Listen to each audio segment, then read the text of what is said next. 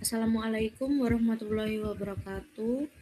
Kami dari kelompok 7. Pada kesempatan kali ini kami akan menjelaskan hasil generate dari kelas diagram ke beberapa bahasa pemrograman yang telah dibuat berdasarkan sistem Flavora. Sebelumnya izinkan kami untuk memperkenalkan diri. Saya Devina Gita Anggraini dengan NPM terakhir 280. Perkenalkan, nama saya Sylvia Putri Irlinda dengan NPM terakhir 333.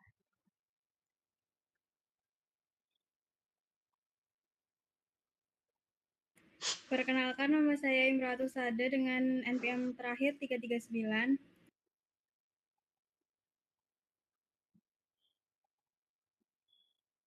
Saya Anissa Varianti dengan NPM 349.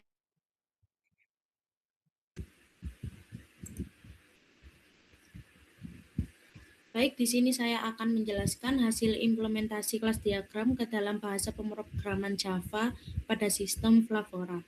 Pada bagian Java, kelas diagram diubah menjadi beberapa kelas sesuai kebutuhan sistem. Setiap kelas memiliki atribut yang berfungsi untuk menyimpan data dan metode yang berfungsi menjalankan proses tertentu dalam sistem. Kelas pertama yaitu user yang digunakan untuk menyimpan data, penggunaan data ID, nama, username, email, password, nomor telepon, dan informasi profil lainnya. Pada kelas ini terdapat metode register, login, update profile, dan logout yang digunakan untuk mengelola aktivitas pengguna. Selanjutnya terdapat kelas receive yang digunakan untuk menyimpan data resep yang dibuat pengguna.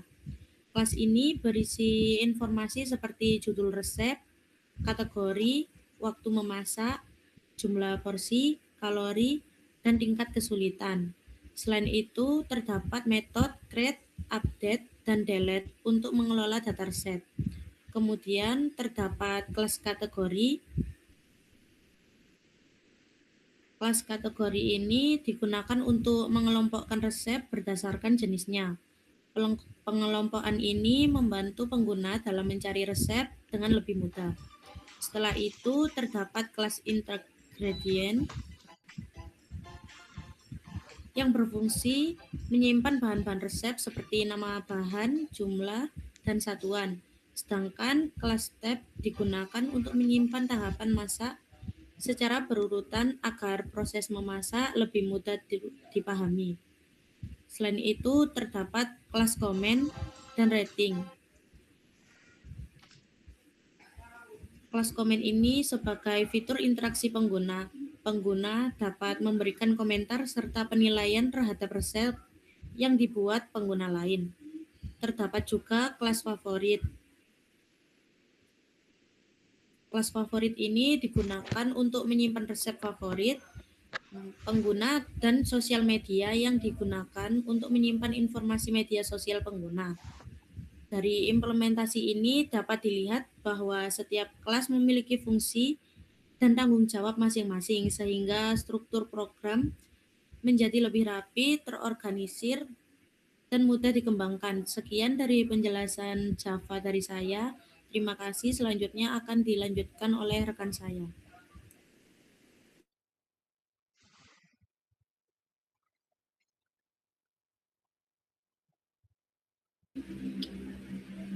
Berikutnya ada export class diagram C++. Di implementasi C++ ini, setiap entitas pada UML diubah menjadi kelas dengan atribut dan metode sesuai dengan rancangan sistem sebelumnya. Contohnya ada kelas user, resep, dan kategori. Di bahasa C++ ini menerapkan konsep OOP. Setiap kelas biasanya memiliki akses modifier seperti public dan private untuk mengatur hak akses atribut dan metode.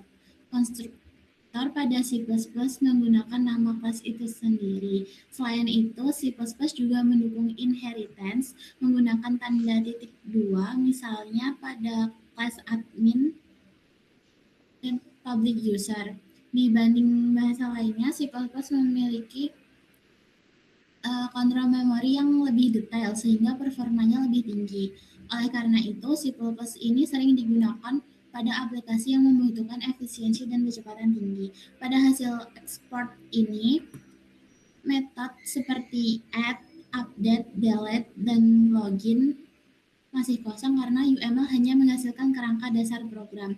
Melalui implementasi C++ ini dapat dilihat bahwa kelas diagram UML dapat diterapkan ke bahasa pemrograman level menengah hingga rendah tanpa mengubah struktur utama sistem yang sebelumnya. Selanjutnya akan dilanjutkan oleh teman saya.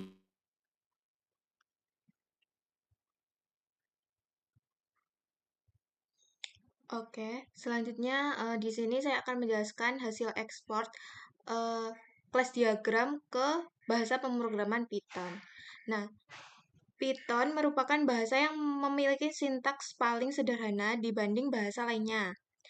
Pada implementasi ini, setiap entitas pada kelas diagram diubah menjadi kelas Python seperti user, terus ada user, kategori, comment, favorit, ingredient, rating, resep, dan lainnya.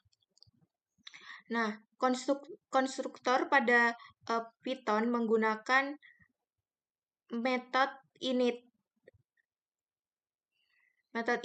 Atribut dituliskan menggunakan self, contohnya self name dan self email. Di situ ada self ID, self user ID, self username, self URL. Selanjutnya, Python tidak mewajibkan penulisan tipe data secara ketat sehingga penulisan program menjadi lebih singkat dan mudah dipahami. Nah, metode seperti register, login, create, dan update tetap mengikuti struktur dari kelas diagram UML, sehingga meskipun sintaksnya berbeda, konsep OOP yang digunakan tetap sama. Pada hasil ekspor ini, metode masih berupa kerangka dasar karena logika program belum diimplementasikan sepenuhnya. Kelebihan Python adalah sintaksnya sederhana dan proses pengembangan program menjadi lebih cepat. Oleh karena itu, Python banyak digunakan dalam pengembangan aplikasi modern, data science, dan AI. Nah, dari implementasi ini dapat dilihat bahwa UML bersifat universal karena satu kelas diagram dapat diterapkan ke beberapa bahasa pemrograman termasuk Python. Selanjutnya akan dijelaskan oleh teman saya.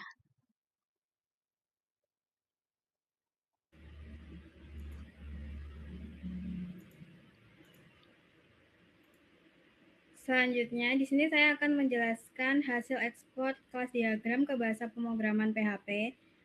Nah, di sini tuh terdapat 10 kelas, yaitu kelas kategori, comment, favorit, ingredient, rating, resep, sosial media, step, user, dan user resep.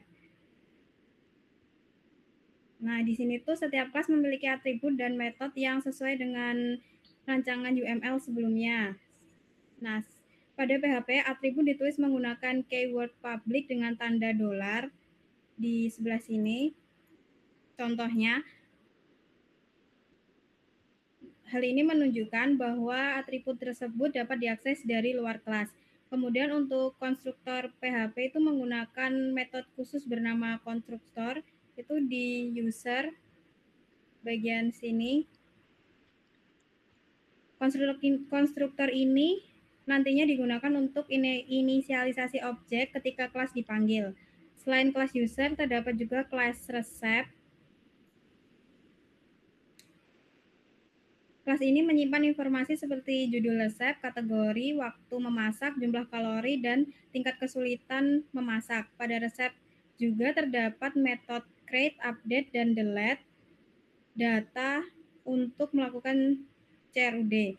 Dari implementasi PHP ini dapat dilihat bahwa PHP cukup fleksibel dalam penerapan OPP karena tidak terlalu ketat dalam penulisan tipe data. Oleh karena itu, PHP dapat digunakan untuk mengembangkan back-end website karena sintaknya lebih sederhana dan mudah diintegrasikan di database.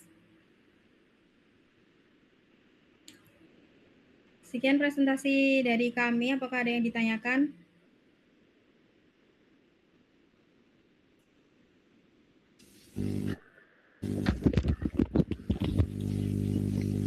Permisi, izin bertanya. Perkenalkan, nama saya Ahmad Dimas Sakti dengan NPM akhir 354. Pertanyaan saya, apa fungsi penggunaan PAS pada metode di kelas Python yang terdapat pada kode tersebut? Terima kasih.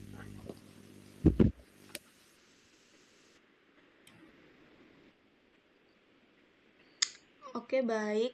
Terima kasih atas pertanyaannya. Saya akan menjawab pertanyaan dari Mas Dimas. Oke, pertanyaannya tadi, apa fungsi penggunaan PAS pada metode di kelas Python yang terdapat pada kode tersebut?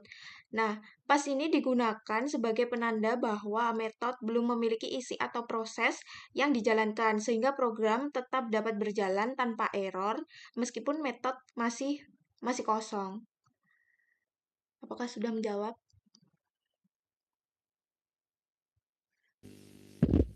Baik, sudah. Terima kasih. Ya, sama-sama.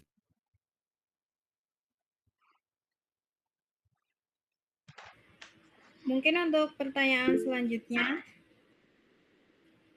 silakan Mbak Sari. Baik, izin bertanya, apa fungsi utama dari kelas resep di CPP pada program aplikasi resep makanan yang udah dijelasin tadi? Terima kasih.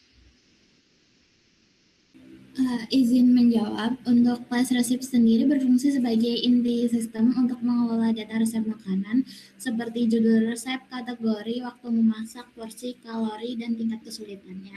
Kelas ini juga memiliki metode seperti create, update, dan delete untuk menambah dan mengubah, kemudian untuk menghapus data resep. Apakah sudah menjawab?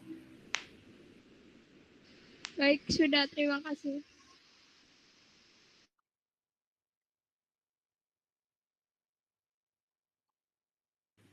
Izin bertanya. Silakan. Kenapa menggunakan relasi one to many? Ya, terima kasih. Izin menjawab untuk pertanyaan dari Mbak Fitriani. Pertanyaannya, kenapa menggunakan relasi one to many? Jawabannya, karena dalam sistem Flavora, satu penggunaan dapat membuat banyak resep. Selain itu, satu resep juga dapat memiliki banyak bahan, langkah, komentar, dan rating. Relasi one to many dipilih agar data lebih terstruktur dan menghindari duplikasi data. Apakah sudah menjawab? Sudah, terima kasih. Sama-sama. Apakah masih ada pertanyaan lainnya? Silakan. Mohon maaf, izin bertanya. Apakah proyek ini sudah menerapkan inheritance atau warisan? Terima kasih, itu saja. Oke, terima kasih untuk pertanyaannya. Aku izin menjawab. Kalau secara langsung itu belum ada karena tidak terdapat keyword extend pada kelas. Namun beberapa kelas memiliki struktur yang mirip sama inheritance, jadi sangat memungkinkan untuk diterapkan oleh kelompok kami untuk kedepannya.